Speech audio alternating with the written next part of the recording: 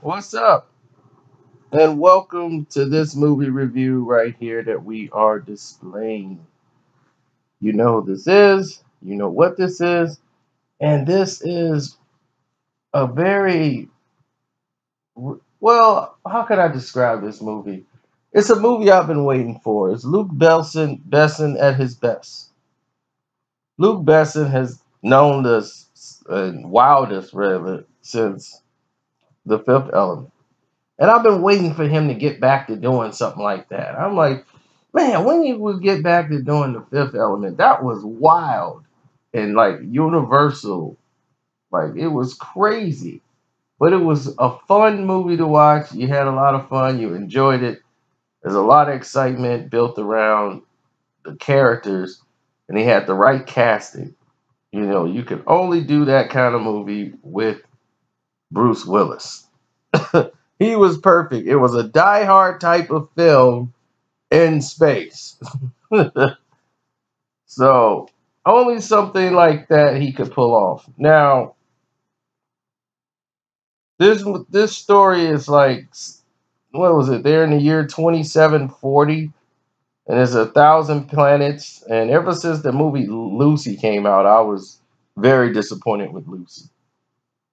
I know a couple of idiots that like it, but other than that, that movie is ridiculous. So get past all the Lucy crap. Now, this Valerian and the City of 1,000 Planets. Okay, when it comes out, you see 2740, and it's like you're at the center of watching this whole. As soon as the movie starts, there's like this big war. I mean, that's kicking off between two dimensions.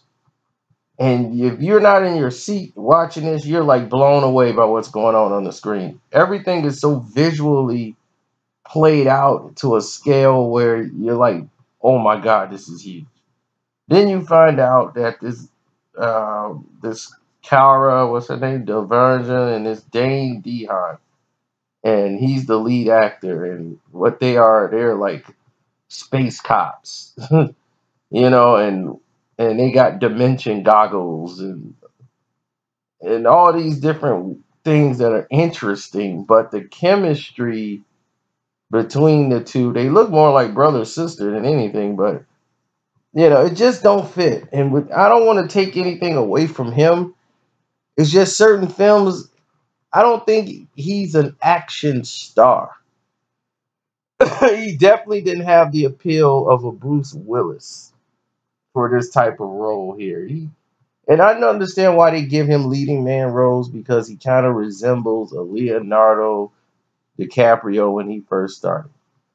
But a screwed up Leonardo DiCaprio. We've seen this happen before with messed up Matt Damon. Now we got a messed up Leonardo DiCaprio. So now I guess they're looking for younger and newer. Now the other actor, the one that's messed up Matt Damon, he can really act.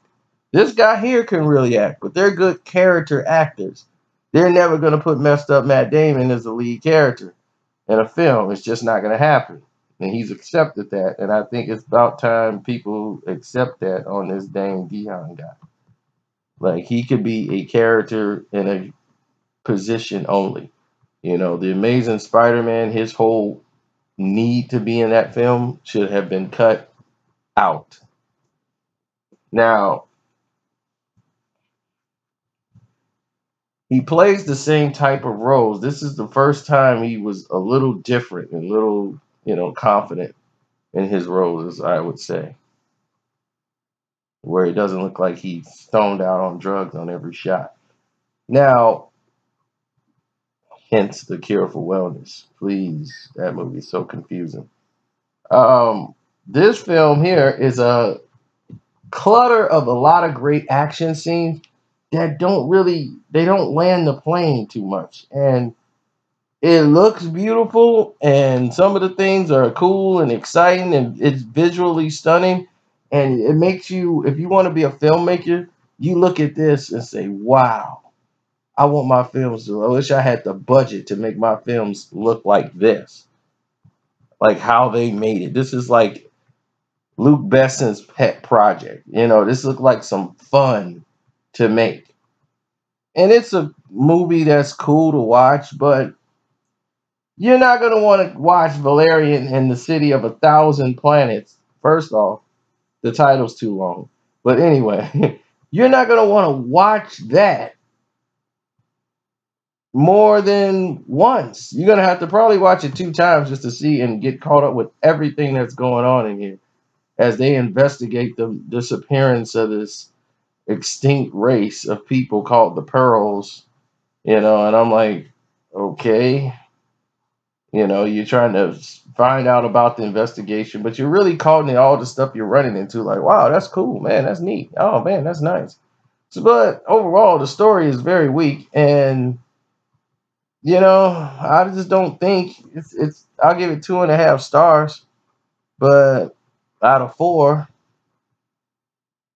like, it's watchable. It's a decent movie. I like it more for its visual effects than the actual story.